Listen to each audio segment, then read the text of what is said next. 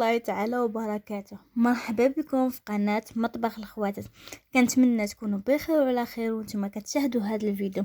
اليوم ان شاء الله غادي نشارك معكم هاد الطرطه الرائعه لعشاق الحامض. كتجي لذيذه ومنعشه كريميه وسريعه ديال التحضير.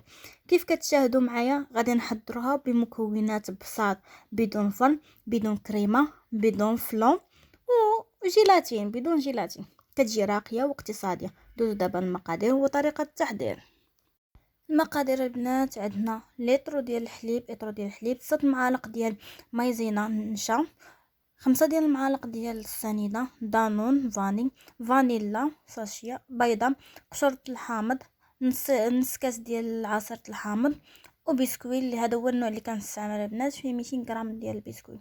اول حاجه غادي نطحن البسكويت ديالنا مزيان كيف كتلاحظوا هكا كيجي البنات، وغادي نستعمل معاه البنات نص كاس ديال الزبده دايبه، يعني تقريبا 150 غرام ديال الزبده البنات، يعني 200 غرام ديال البسكويت مع 150 غرام ديال الزبده.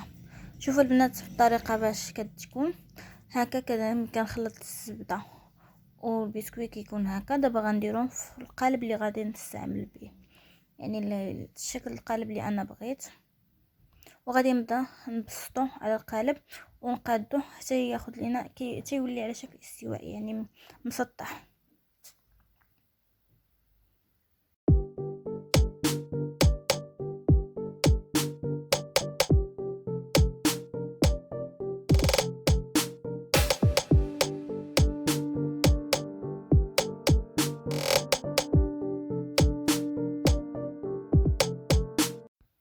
هو البنات قادينا دابا غادي نخشيه في الثلاجه باش يشد في راسو مزيان.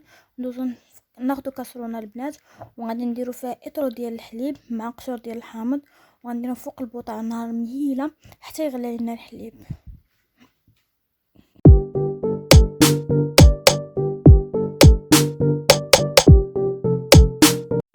غناخدو واحد البانيو اولا واحد الزلافه كبيره، نديرو فيها بيضه خمسة ديال معالق ديال السنيده مع فانيلا مع 6 ديال معالق ديال مايزينا او نشا البنات.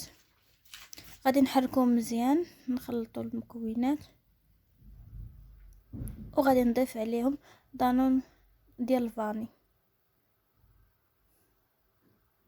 ودابا غنبقى نحرك المكونات حتى تولي ليا متجانسه كريميه. هنا البنات بما ان الحليب غلا فانا غادي نبدا نضيفه بشويه بشويه على الخليط اللي درنا ديال البيض باش هكا ما يطيبش لنا البيض، يعني حنا كنضيفو وكنحركو البنات.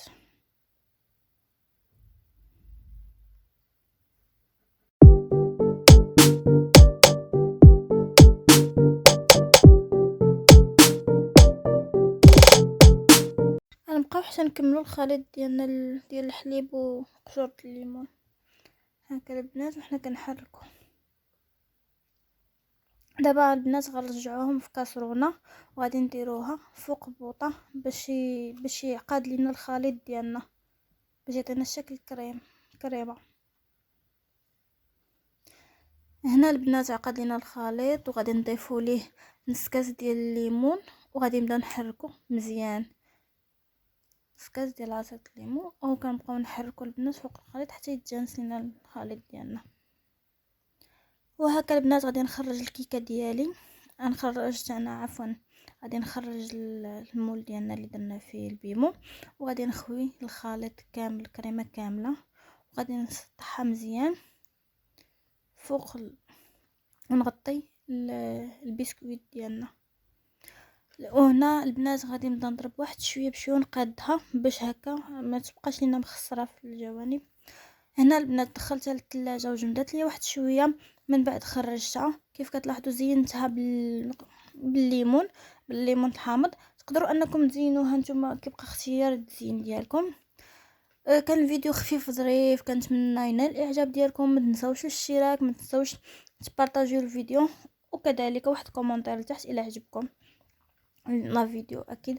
و كنقول لكم من هنا كتجي لذيذه البنات بحق الله، غير جربوها على ضمانتي. كنتمنى تخليو لي واحد كومونتير تحت واش عجباتكم التحليه اولا ما عجباتكمش، وكذلك ما تنساوش لايك. مرحبا بالناس الجداد، مرحبا بالناس القدام، واكيد فانا اي كومونتير كنجاوب عليه. نتلاقاو في فيديو اخر او وصفه جديده ان شاء الله. خليكم مع السلامه.